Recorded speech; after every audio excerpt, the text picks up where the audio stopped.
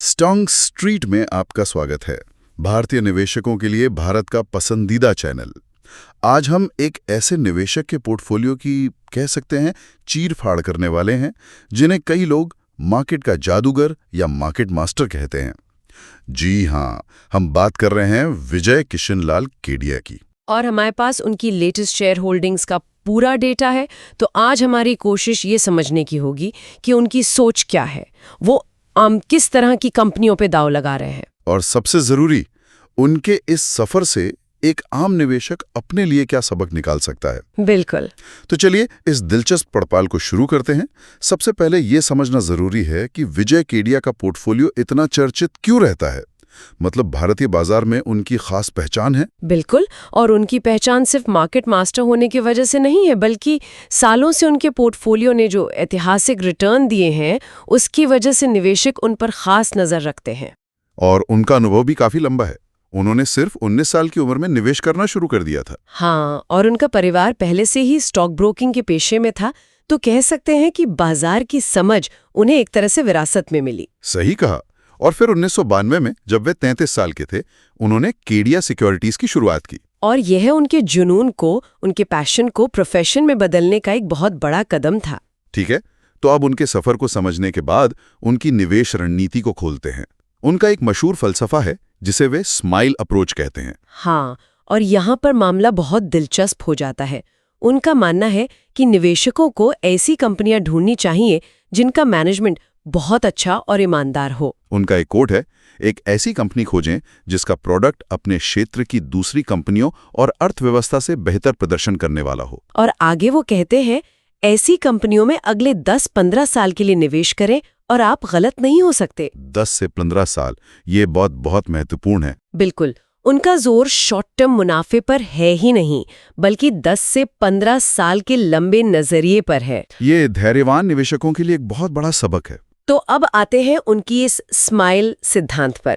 ये एक एक्रोनिम है ना? जी, एस का मतलब है स्मॉल इन साइज, यानी आकार में छोटी। एम मतलब मीडियम इन एक्सपीरियंस, अनुभव में मध्यम। बिल्कुल। एल है लार्ज इन एस्पिरेशन, यानी महत्वाकांक्षा में बड़ी। और सबसे जरूरी, E extra large in market potential, मतलब बाजार की क्षमता बहुत बड़ी होनी चाहिए। तो इसका सार ये है कि वे ऐसी कंपनियों की तलाश में रहते हैं जो अभी बहुत बड़ी नहीं हैं, हाँ, लेकिन जिनमें भविष्य में विशाल बनने की महत्वाकांक्षा और क्षमता दोनों है। बिल्कुल सही। ये एक प्योर ग्रोथ ओरिएंटेड स्ट्रैटेजी है। तो चलिए देखते हैं कि ये स्माइल सिद्धांत उनके पोर्टफोलियो में कैसे दिखता है।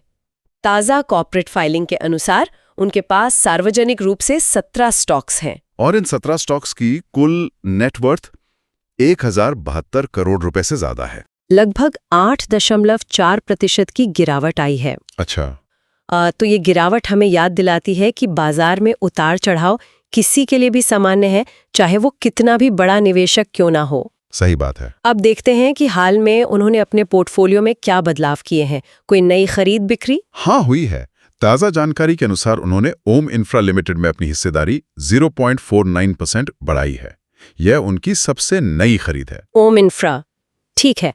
और बिक्री की बात करें तो उन्होंने रेप्रो इंडिया लिमिटेड में अपनी हिस्सेदारी 0.01% घटाई है। सिर्फ 0.01%।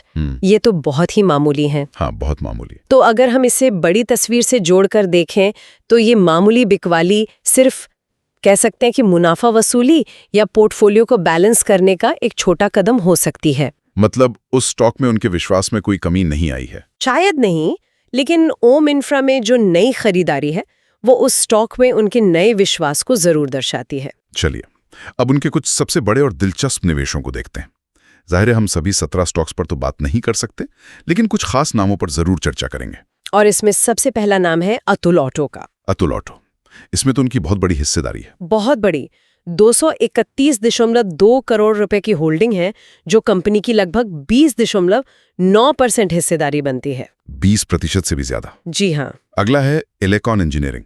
इसमें उनकी 85.2 करोड़ रुपए की होल्डिंग है, जो कंपनी का 1% हिस्सा है। हाँ, और यहाँ एक पैटर्न दिखता है।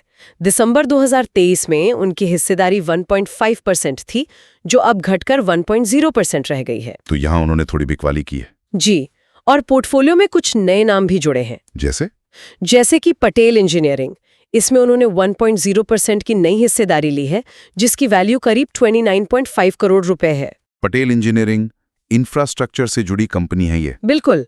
और अद्वैत एनर्जी में भी 1.1% की नई हिस्सेदारी खरीदी है। अच्छा, अद्वैत एनर्जी। बिल्कुल। एक इंफ्रा और एक एनर्जी सेक्टर में नई एंट्री, दिलचस्प है। बिल्कुल। अगर हम हिस्सेदारी के प्रतिशत के हिसाब से देखें तो इनोवेटर्स फसाड सिस्टम्स में उनकी 10.7% की बड़ी होल्डिंग है। हाँ, ये भी एक बड़ी होल्डिंग है।